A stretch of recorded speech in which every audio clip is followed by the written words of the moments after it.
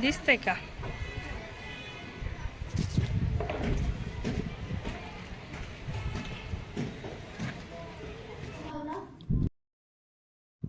Hi hello नमस्कार सर्वांना, स्वागत आहे तुमचं पुन्हा एकदा माझ्या नवीन ब्लॉगमध्ये.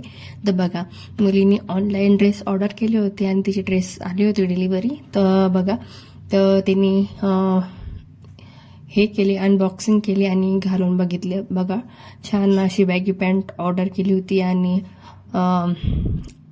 असे शॉर्ट टॉप ऑर्डर केला होता. तर छान दिसत होते तिला, तर बघत होती. तर बघा तिचा लुक. आणि आता जेवणासाठी रात्री केली ती बाजरीची भाकर, दाल खिचडा बनवला होता. त्याची काही शूट्स घेताच आली नाही. तर बघा, दाल खिचड्यासाठी ती मी तांदूळ वगैरे काढून घेतली होती आणि बेसन वगैरे बनवलं होतं.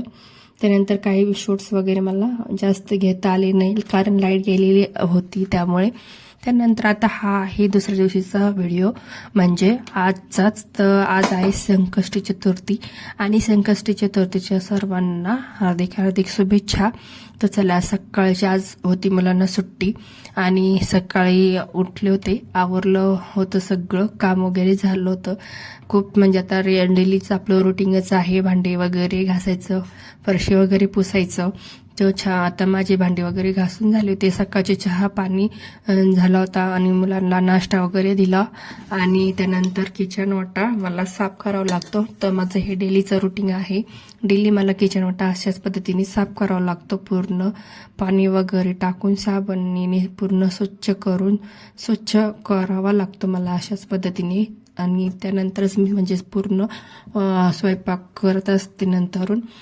तर रात्री ही माझा किचन वाटा साफच असतो आणि डेली म्हणजे दोन्ही टाइम मी किचन वाटा स्वच्छ करत असते. अशा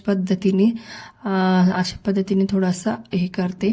त्यानंतर भांडे वगैरे झाले, किचन वगैरे स्वच्छ धुवून घेतली. त्यानंतर मला धुवायचं होतं धुणं.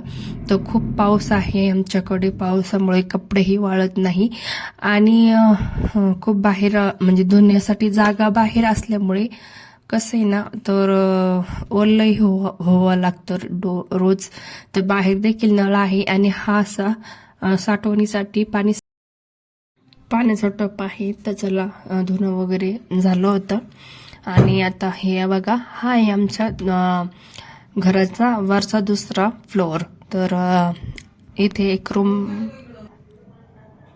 तर बघा, इथून सुद्धा जिना आहे वरती जाण्यासाठी आणि वरती आहे एका रूम वर गच्ची बांधलेली आहे. आम्ही एक रूम काढलेला आहे मुलांना अभ्यासासाठी. आणि बघा, असे झाडं वगैरे लावलेले आहे. आणि बघा, इथे कपडे वाळवण्यासाठी जागा बनवलेली आहे, मी दोऱ्या वगैरे बांधलेल्या आहे आणि पुढे असा स्पेस आहे मोकळा. आणि हा आहे एकदम वरचा फ्लोअर. तर बघू शकता तुम्ही, हा आहे 3ऱ्या मजल्यावरचा फ्लोअर आहे. आणि वरती खाली कपडे लवकर सुकत नसल्यामुळे थोडेसे म्हटलं वरती कपडे टाकावं की जेणेकरून लवकर सुकेल. तर अर्धे कपडे मी खाली टाकले होते आणि अर्धे कपडे वरती टाकायला आले होते. तर बघू शकता, खूप छान असं निसर्ग आहे आणि खूप छान असं वातावरण आहे. बघा किती सुंदर दिसतं आणि खूप छान वाटतं अशा वातावरणामध्ये. आणि खाली थोडंसं पाणी म्हणजे थोडंसं लिकेज झालेलं होतं. तर पाणी लिकेज झालेलं होतं, तर तात्पुरतं म्हणजे आम्हाला लिक्विड मारायचं आहे याला. आणि त्यानंतर आता मिस्टरांनी म्हणजे थोडंसं मेन कापड आणलेलं होतं आणि तेच टाकलं आणि त्यावर फरशी ठेवल्या होत्या. तर बघा, आमचं हे नाशिकचं वातावरण वरतून असं काही दिसतं आणि खूप खूप सुंदर आहे. आणि बघा, छान असं निसर्गामध्ये आल्यावर खूप छान वाटतं. तर बघा, हा वरतून असं पूर्ण म्हणजे जुनं नाशिक आमचं वरतून पूर्ण दिसतं आम्हाला हे. आणि असं काही आमचं म्हणजे हे नजारा आहे, आजूबाजूचा परिसर आहे. आणि आमचं घर हे म्हणजे चाळीमध्ये आहे. तर बघा, हा 2ऱ्या नंबरचा फ्लोअर आहे. तर इथं म्हणजे एकच रूम काढलेला आहे आणि पुढं असा थोडासा स्पेस दिलेला आहे. एका रूमचा हा स्पेस आहे. आणि इथं बघा, एका साईडला जिना वगैरे काढलेला आहे आणि त्याच्यानंतर खाली जिना वगैरे काढलेला आहे.